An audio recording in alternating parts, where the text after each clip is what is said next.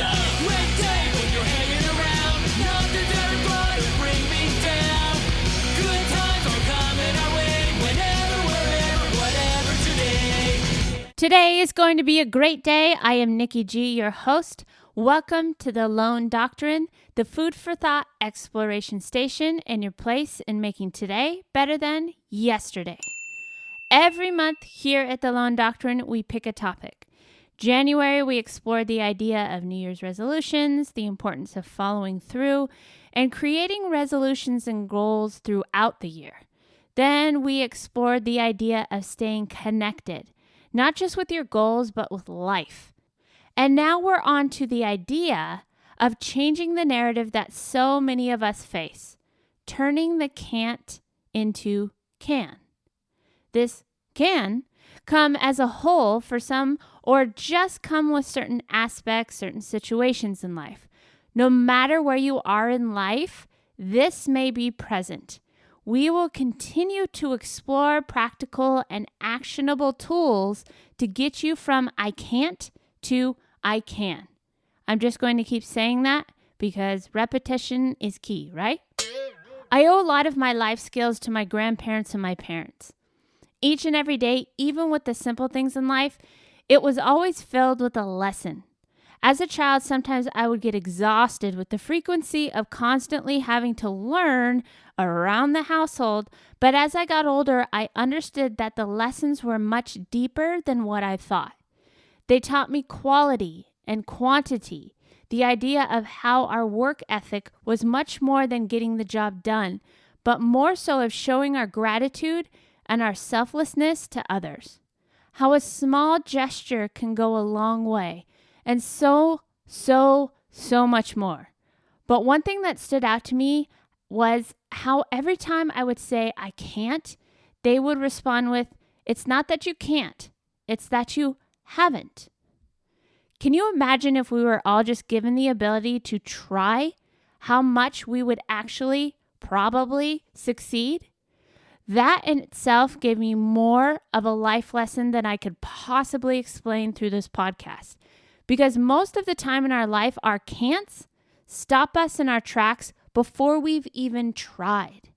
You might be thinking, it's too late. I'm too old. I can't do it. I was never taught that lesson. Well, you're here now, and it's never too late. You can, you will, if you so choose. The first step in getting past everything that fills the I can't is the choice to push past it. That first step is crucial, and you only need to start there. We get so overwhelmed by the whole situation, the whole goal, that it clouds the way towards just taking that first step. What's that quote? A journey of 1,000 miles begin with one step. Even if what you're pursuing seems like 10,000 steps and miles away, the first step will turn into 2, will turn into 10, will turn into hundreds if you keep going. Why is this? Why do we decide to eat healthier and it only lasts a week? We make a resolution to go to the gym more often and then we don't. We want to spend more time with our family, but we somehow end up working more. I'm sure you have scenarios of your own. I know I do. So let's explore 10 reasons why we don't stick to things. We all do this in some form. We tell ourselves we're going to do something, and then we often end up not sticking to that plan. Maybe one or more of these will resonate with you. You say you're going to stick with a certain diet, and then you end up breaking it in a half of a day, then mostly abandoning it. You say you're going to work hard on a certain project and not procrastinate anymore. And then you get distracted by something, and then the plan goes out the door. You say you're going to meditate or do yoga, read, write, etc. every single morning. And then one of those mornings, you're in a rush and you're tired and you skip it. Then you do it again the next day and the next day, and you've stopped.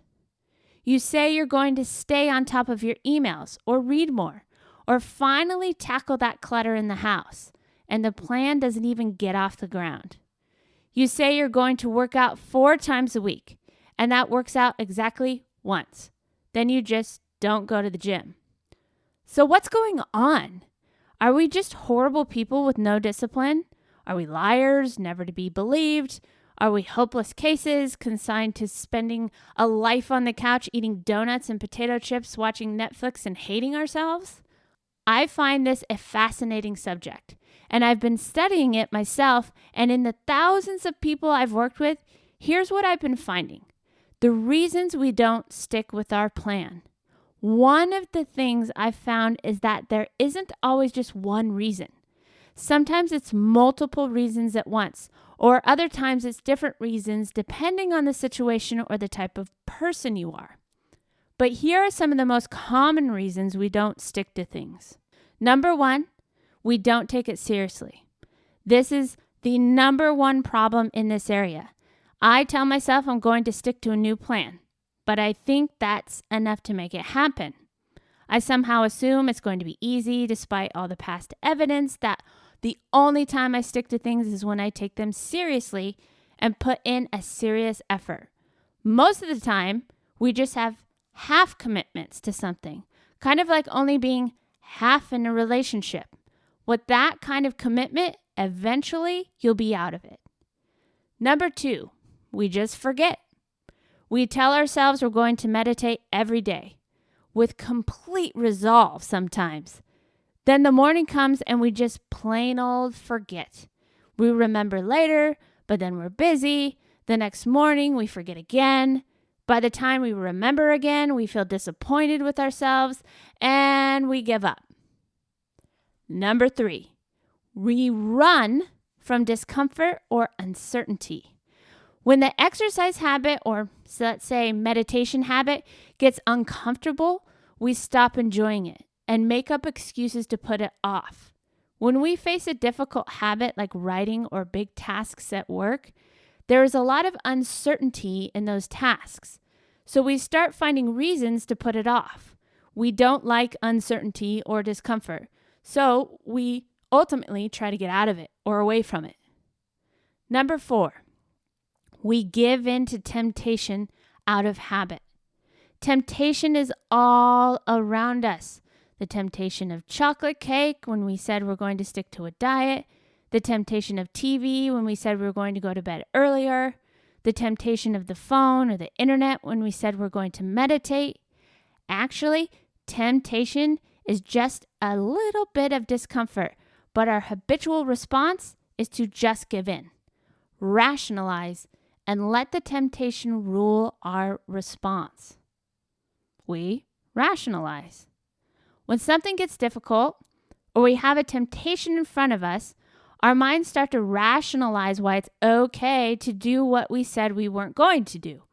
Our brains can be very, very good at rationalizing. Just one more won't hurt. Or you worked hard, you deserve it. Or this time doesn't count, you'll start tomorrow. Or it's a special occasion, this is a good exception. Those all sound reasonable, except that they sabotage our plans. Once we start to believe these rationalizations, sticking to anything goes out the door. Number 6, ReRenegotiate.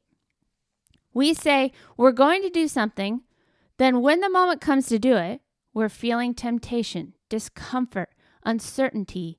And so we start to say, well, I'm still going to do it, but in 5 minutes after I check my messages. Or I'm tired right now. I'll just take a day off and do it tomorrow. There is another form of rationalization. Basically, just a habitual response to not wanting to do something is a way to get out of it. Oops. Number 7, we dislike the experience and avoid what we dislike. This seems natural. If I don't like to eat vegetables, I probably will avoid them. If I don't like to face an uncomfortable writing task, I'll put it off. But the problem is that with every habit, with every difficult project, we're going to find multiple moments of discomfort, of disliking the experience. We'll never stick to anything if we bail as soon as we dislike something. Instead, we have to see that this habit of disliking judging, resenting, mentally complaining, and avoiding is hurting us. We don't need to, like everything about an experience, to put ourselves fully into it. You are stronger than that. Number 8, we forget why it's important. Maybe you started out taking something seriously, but then a week into it, you've forgotten. Now you're just thinking about how uncomfortable it is. If we forget the importance of something, and if something doesn't really matter to us, we shouldn't commit to it. If we forget, we won't have a good reason to push into the discomfort. And number 9, we get down on ourselves or give up in disappointment. Ain't that the truth? When we falter, when we don't meet our ideals or expectations, when we mess up in some way, it's actually not a big deal. Just learn from it and start again. But instead, we often, myself included, beat ourselves up, feel super disappointed in ourselves. This isn't helpful and can actually sabotage our efforts. And number 10, there are too many barriers. This is the simplest one, but we often forget. Let's say I want to start eating healthier and even have a plan for how I want to eat. But then morning comes, I'm hungry and in a hurry, and I'm supposed to make a tofu scramble, which requires a lot of chopping of vegetables, cooking, cleaning. Too many things to do right now when I'm hungry, so I'll just eat the bagel that will take 2 minutes to make. This is a big problem with most things we want to stick to. There are barriers that are too high for when we're tired, rushed, or even not really feeling like it. Driving 20 minutes to the gym, having to declutter the living room before you meditate, having a lot of distractions when you write, anything that requires more than 5 minutes of prep time before we can get started is too high of a barrier. Rid yourself of the barriers. Okay, so those are the reasons, 10 reasons, we don't stick to things. Many of you are pretty familiar with these, but it's good to be reminded. And it's a smart idea to give them some consideration. Why do we let these obstacles continue to trip us up? Aren't there good solutions? Yes, there are. And they're not all that difficult to implement. If we just consciously decide to do them and then take action to remember them and make them happen, then it is a massive change. So how do we overcome these barriers and get better at sticking to things? How about let's take it super seriously? Like serious. Is this important enough to commit to? Do you really want it? Is it enough to push into discomfort when things get difficult? Consider this for a moment or two before deciding to try to stick to something. Then it gives the effort that something, the importance deserves. And then write it down. Make a plan, even if it's just a short one. Commit to someone else, set up reminders, have a time when you're going to do it every day. Clear a space to do that, set things up, and don't take it lightly. Here's another food for thought. Make sure you don't forget. How will you remember when the time comes to do it? Where will you be? What will you be doing? When is it time to meditate or write or exercise or eat a healthy lunch? Put a reminder note or other reminder visual, which can be found in your smartphone these days, because this is really important as we start to do something new. It's too easy to forget. Put up multiple reminders if you have to, including one on your phone, one on the computer, one on a Post-it note. If it's important enough to commit to, it's important enough to create these reminders. How about relish the pushing into discomfort and uncertainty? We have to retrain ourselves to see discomfort and uncertainty as a signal to practice and get better at being in discomfort, instead of a signal to run away. Our minds habitually want to get away from discomfort and uncertainty, but there's no good reason to do that. We won't die or be hurt because we're eating broccoli or doing a few push-ups. Unless you have a serious medical condition, of course, always check with the doctor if you do. There's no need to panic and run when we're uncomfortable.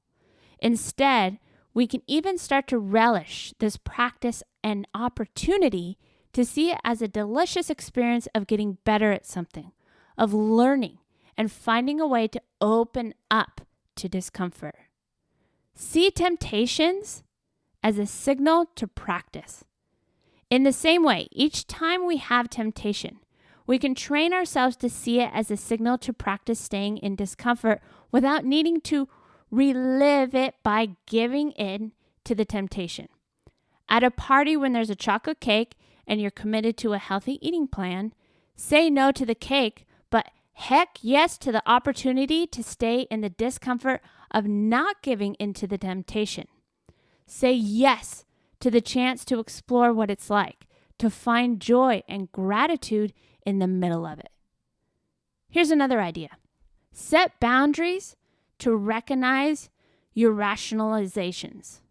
We can train ourselves, again, to become aware of when we're rationalizing.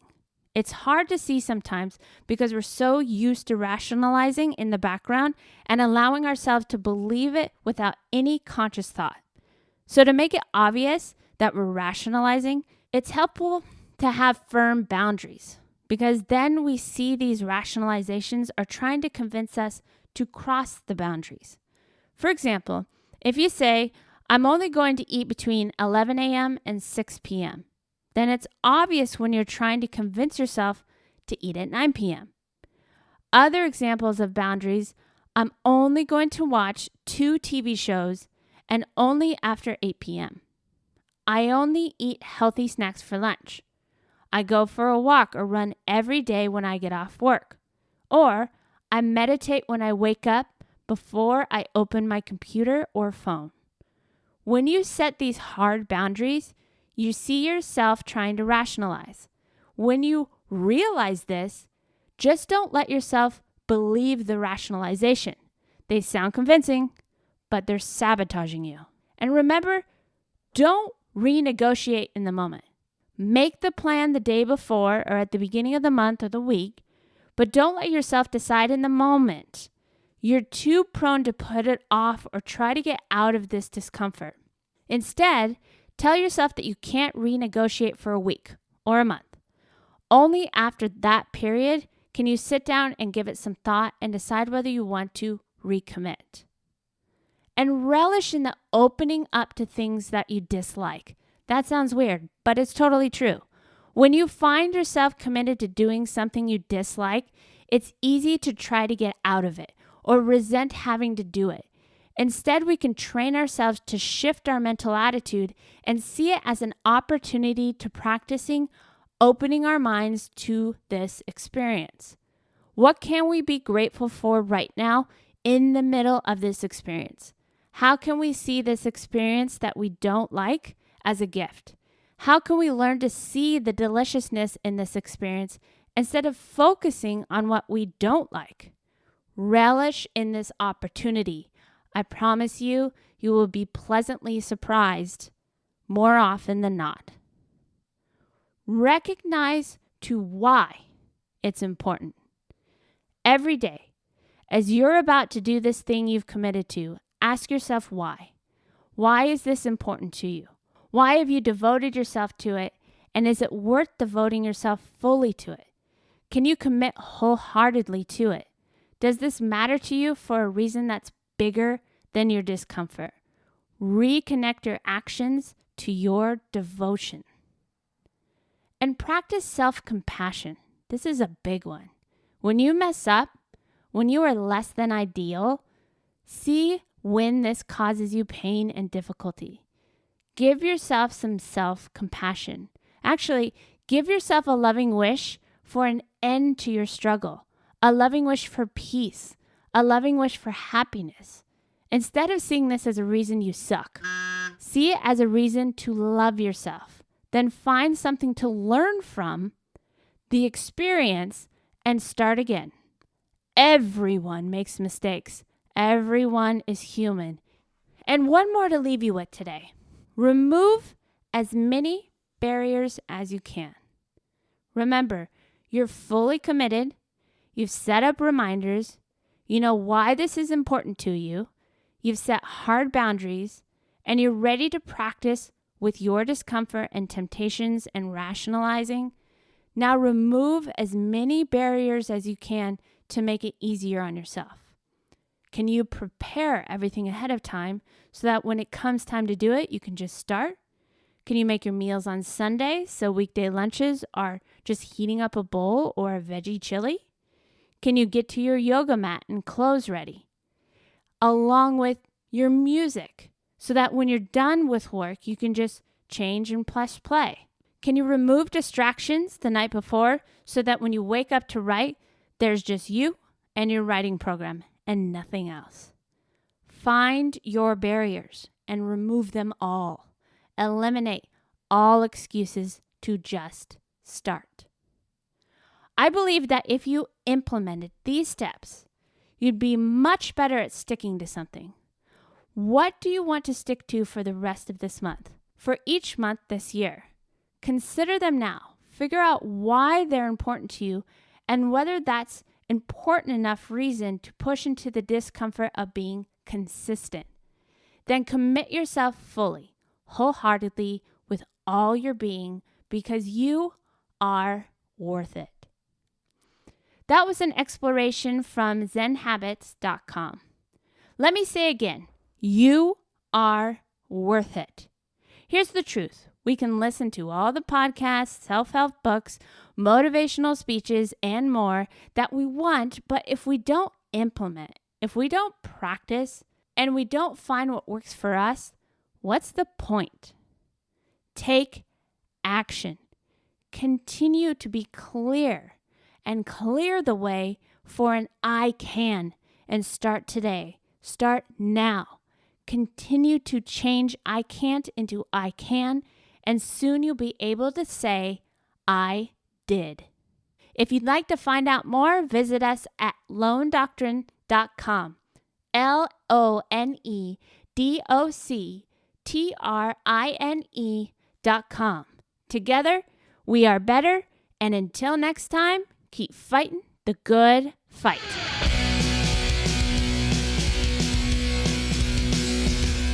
It's a